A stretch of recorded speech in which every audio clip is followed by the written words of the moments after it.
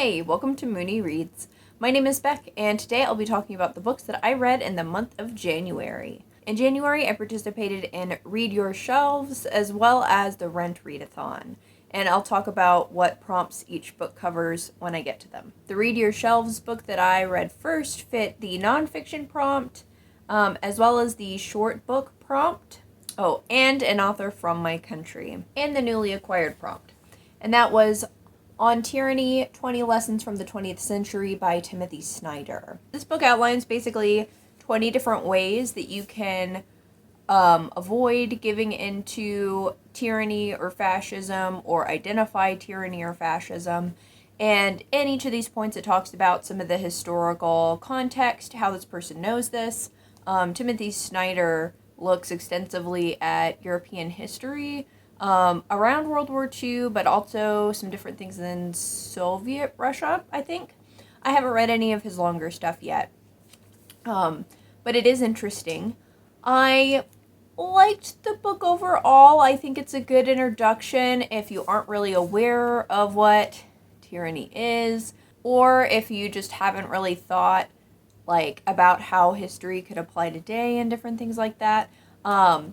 I thought that some of it was a little bit basic, and there were a couple of points that I had a few qualms with how exactly he did some of the details within it. But I found out this was actually written within a really short span of time.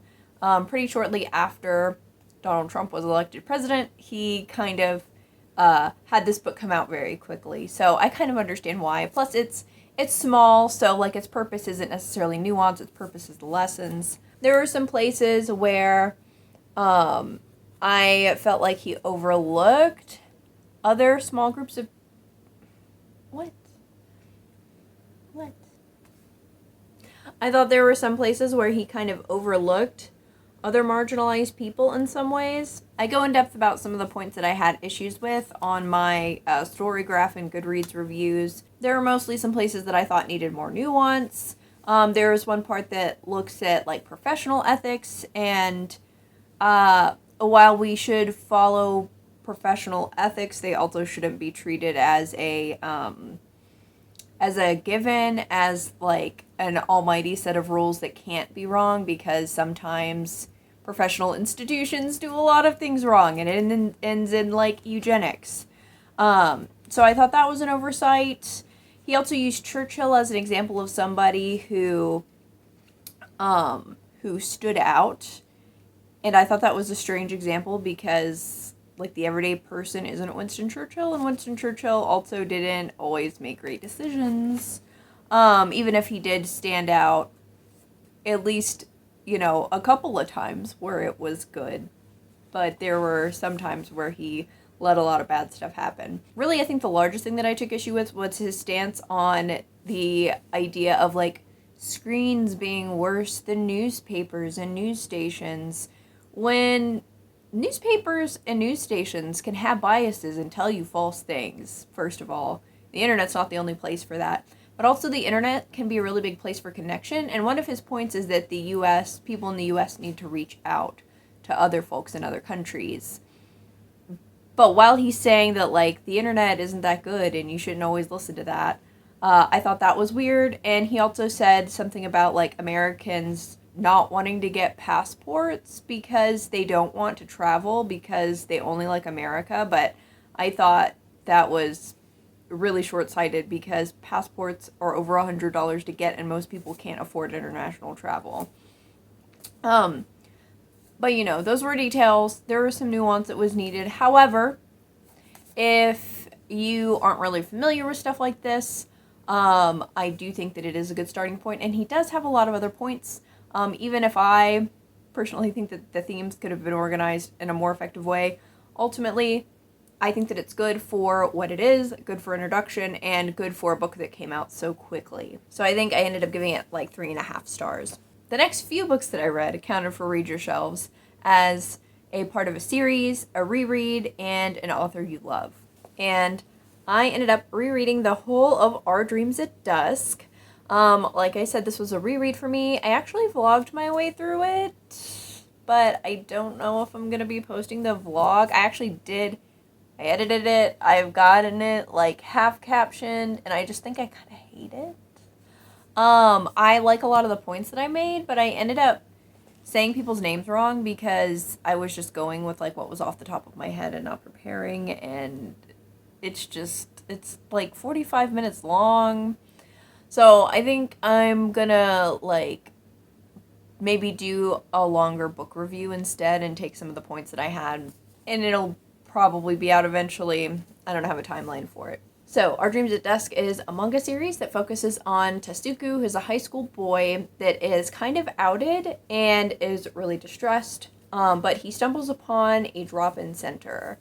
And throughout these books, he learns about the different people who go to the drop-in centers.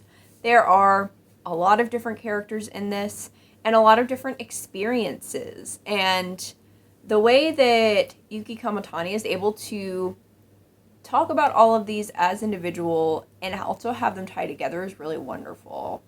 The biggest thing that really stuck out to me was the themes of community, the importance of community, but also the importance of honoring other people's experiences, other people's feelings, and other people's journeys.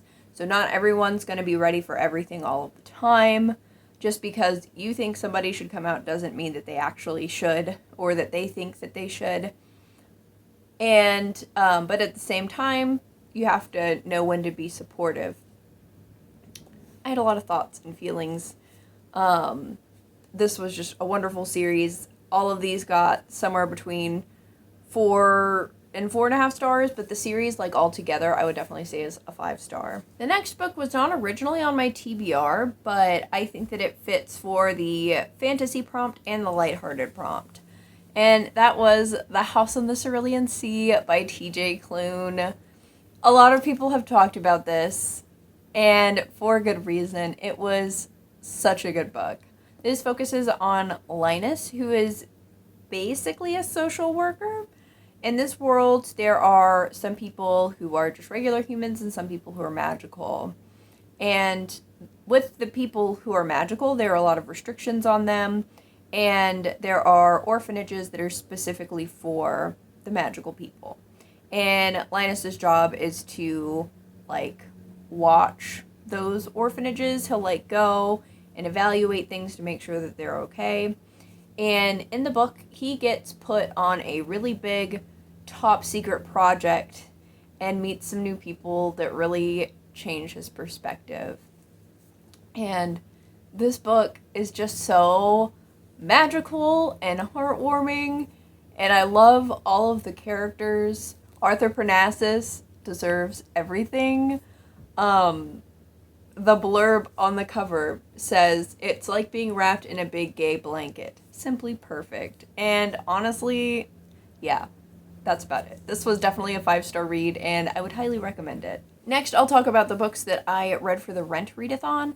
Now, I already did a wrap-up specifically for these books, so I'll go through them fairly quickly, and if you want more of an elaboration, check out that video.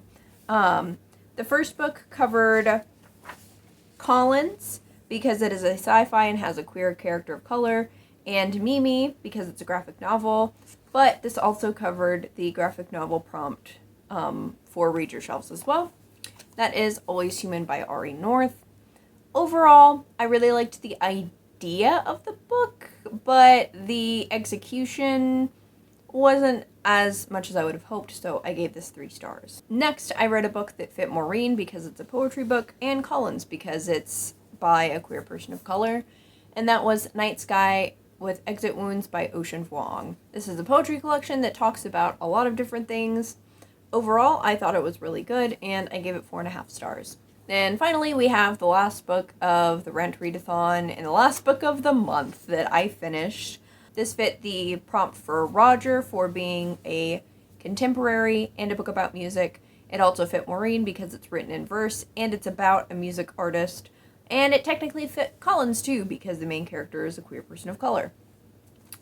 And that was Muted by Tami Charles. And I didn't really know what to expect very much when I picked up this book, but it was excellent. I talk about this extensively in my Rent Readathon wrap-up. I'm pretty sure I gave this 5 stars. And now I'll talk about the books that I worked on throughout the month of January, but did not finish. First, we have 30 Names of Night by Zeyn Joukahdar. This focuses on a closeted Syrian American trans man, and he is kind of discovering these diaries from someone else who is queer in his community, but he's also dealing with, like, the grief of his mother, and there's a whole plot line with that. I would be here for a while talking about the plot, but I'm about halfway done, a little over halfway, or almost halfway. I don't know. I'm a significant way through it, but it is a little bit difficult for me to get through, mostly because of, like, the grieving elements. I really do want to finish this, though. It's very beautiful. I also am continuing with Sontag by Benjamin Moser. This focuses on Susan Sontag.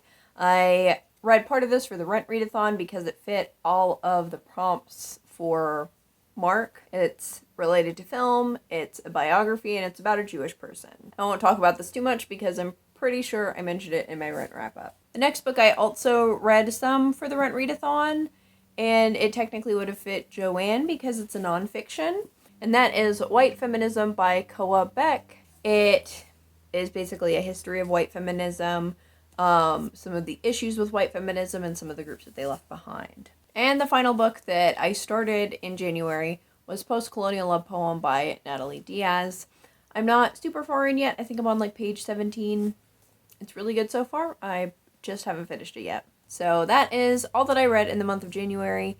If you've read any of these, let me know what you thought about them, and let me know about your favorite read of January down in the comments. Thank you all so much for watching. Bye.